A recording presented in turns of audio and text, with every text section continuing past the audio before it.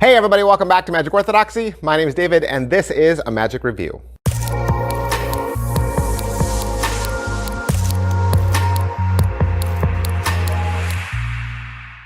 Hey everybody, welcome back to the channel. Thank you for being here. If you don't know what it is that I do here, I review magic tricks, the latest and the greatest. I also review playing cards. I also do giveaways. That's right. There are several Christmas, December giveaways this month, giving away thousands of dollars.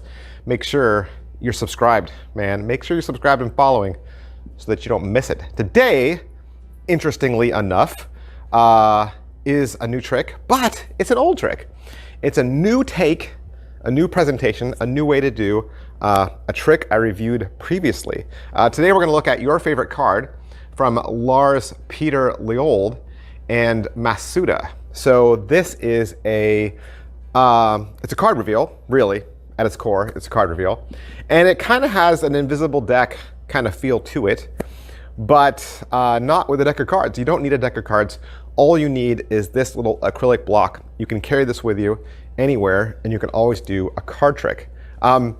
Basically, what it is you have this little acrylic block in your hands and you hand the spectator an invisible deck, right? An invisible deck.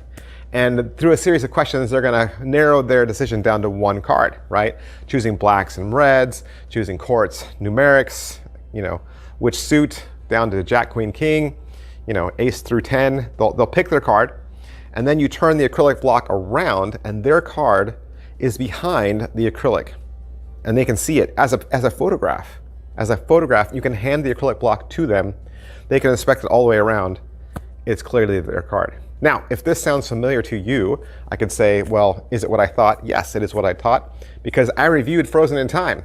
Frozen in Time 2.0 from Katsuya Masuda. I reviewed that on July 21st of 2021. This is pretty much that same effect, maybe with a little improvements. In the Frozen in Time, it's done with a clock, okay? So the spectator calls out any time on the clock face, you turn it around, and there's a picture of a clock at that time, and you can hand it out, right? So this is that, but now just done with a deck of cards, and it is $96 at hocus-pocus.com. What else do you want to know? Is it well made? It is very well made. It is, and like true to the ad copy says, you can hand it out for inspection, holding the device in your hands. If you don't have the secret to making it work, there's no way the spectator could figure it out. So it's fully examinable afterwards. Pocket space, it'll fit in your pocket. It's really that big, okay? That is how big it is. So it's a piece of acrylic with 4 screws in it. The screws go all the way through the back. There's nothing on the back, nothing moves, nothing slides. Nothing moves or slides on the face either. They are looking at a picture of the Jack of Diamonds peeking out of a book.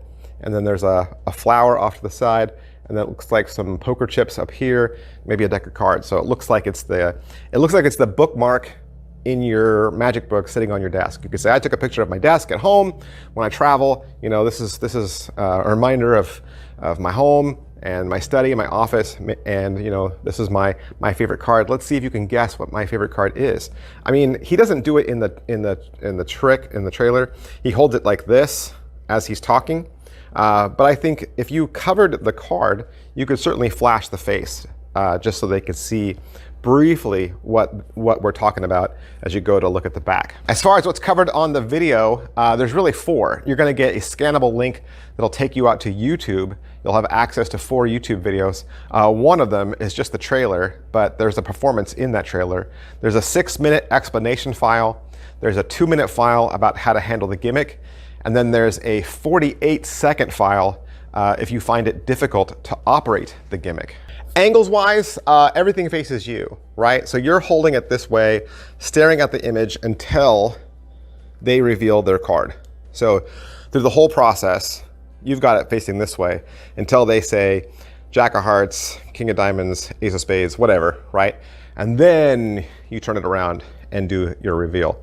And at that point, everything's done. Slides and difficulty level, it's not hard at all. The gimmick is going to do all the work for you. Please practice with it. It has a little bit of a handling, a little bit of a feel, and you should get used to that feel. Even though it's fairly easy.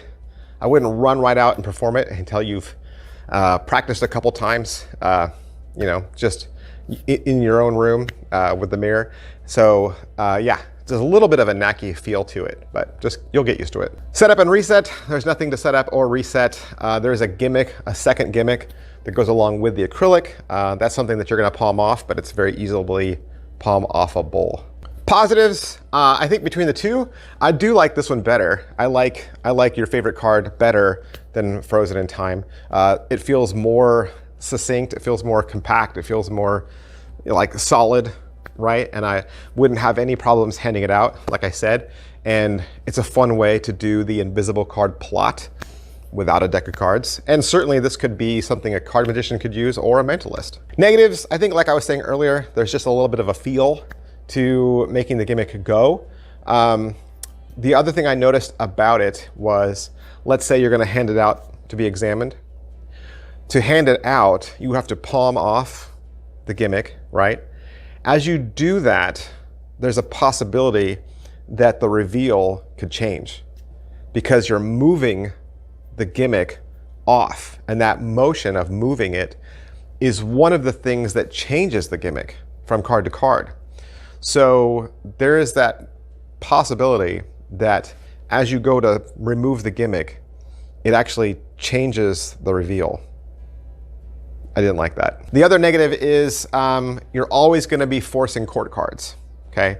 Obviously, we can't go through every single card, right? But it does have every court card. So you could start with that way.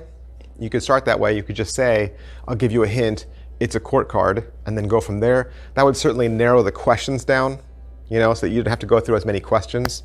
But I mean, it's not difficult. But you do have to go through a series of equivoque to get down there. But once you got them into a, really, once you get them to I mean, you could do it in one question. You could just say, courts over here, numbers over here, pick one. They pick the courts, and then from there you could just say, okay, pick a court. You could do it that fast. But going through the process of color and suit, it allows you to get your force a little more at speed. Is it worth the money? 96 bucks, right? $96. And at the end of the day, it really is the same trick as the invisible deck. And an invisible deck is what, $10, $12? So, I mean, it's the impossible object of having the card behind acrylic, right? There's a little bit more like stunningness, right? A little bit more wow factor with something like this. But forking out almost $100, I would have to say it's got to be really something that fits your character or fits your style. But like I said, it's pretty cool looking. It is a lot of fun. It's a fun little gimmick to play with. That's everything I wanted to say about your favorite card. And if I helped you out answering questions or introducing you to magic you hadn't heard of yet, do me a favor. Hit like, hit subscribe, hit follow.